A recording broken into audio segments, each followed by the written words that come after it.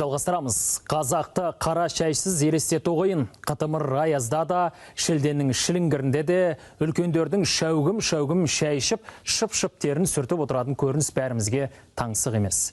Бірақ аңқасы кепкенің айызын қандырып, көңілін жайландыратын ыстық шайдың айықпас дертке душар ететінін кім білген. Ауыз қуысын күйдіріп, өңеш пен асқазанды жаралайтын сусын уақыт өте келе жаман ауруға келеді екен. Әсіресе шаймен дос орталық Азия елдерінде өңеш безінің дерті дендеп тұрғаны осыған дәлел. Күн суытса, бойымыз жылысын деп, күн ысыса, шөліміз қансын деп, дәл осылай буын шығарып тұрып, шай ішетін халықпыз. Қонақ келсе, самаурын шай беріп, кетсе өзіміз отырып шай шектейтін тағы біз.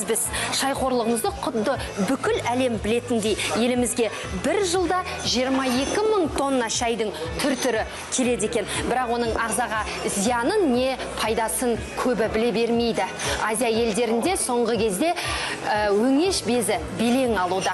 Онкологтар оның бірден бір себебі дәл осы ыстық шайдан көріп отыр.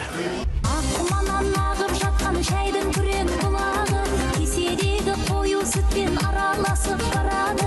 Науат салып шай қасықпен шайқар жібер шамалы, ішкеніңде шөлің қанып жаның рахат табады.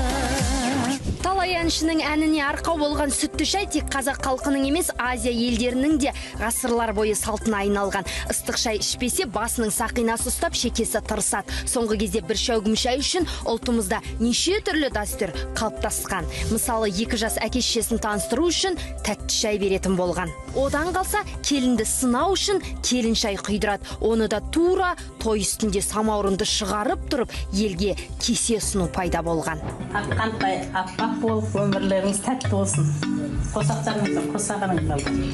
Ал 2 дос сырласуын құрбы шай деп атаса, Меккеден келгені де, шетелге барғаны да, келген соң шүкір шай деп ағайынның басын қосатын болыпты. Шай бай, шейек сұрап жағдай, сырың бар мұң қандай, айта бер.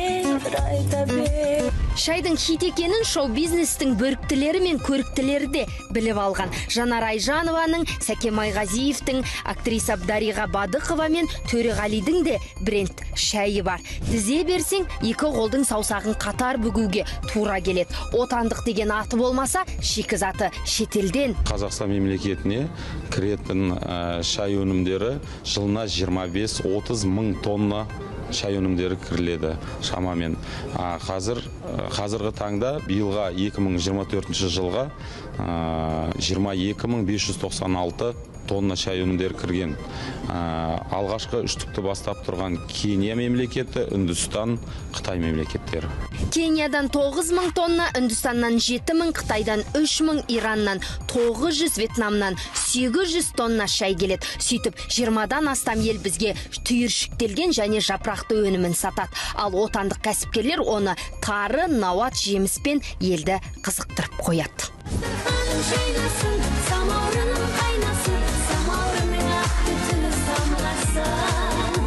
Көк шай қан қысымын түсіруге көмектессе, қызыл шайда С дәрумені жоғары, бірақ зияны да шашетектен. Шығымы жақсы деп қайта қайнатылған шайды мүлдем ішуге болмайды. Әсіресе ыстық күйі қолданса, өңеш безіне әкеледі дейді дәрігерлер. Мұндай шайлар, олар егерде күнделікте пайдаланса, созылмалы күйіктеріне алып келуі мүмкін. Ол ауыз қуыстың ішінде және өңеш және асқазанның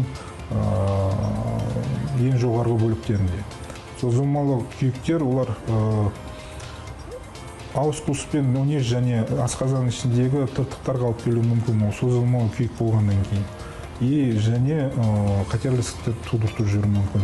Өңеш асқазан қатерлі ісігіне көбіне Батыс Қазақстан облысының тұрғындары шалдығып жатыр екен. Өйткені күніне сүтті, қою шайды бірнеше рет ішеді. Үздіксіз ыстық шай өз кесірін тигізеді. Ал нутрициолог мамандары сүтті түгілі қара түйіршіктелген шайдан баяғыда бас тартқан. Түйіршіктелген шайдың құрамында таниндер, әртүрлі бояғыштар, химиялық заттар бар. Бұл біздің бауырымыз бен өтімізге өте үлкен зиянын тигізеді. Және ас қорыту жүйесінің қышқылдық балансын бұзады. Сол себепті де зат алмасу дұрыс болмағаннан кейін, біздің ағзамызға енген биологиялық белсенді заттар ағзаға дұрыс сіңбегеннен кейін, және де сыртқа шықпағаннан кейін, теріде әртүрлі бұзылыстар болары анық.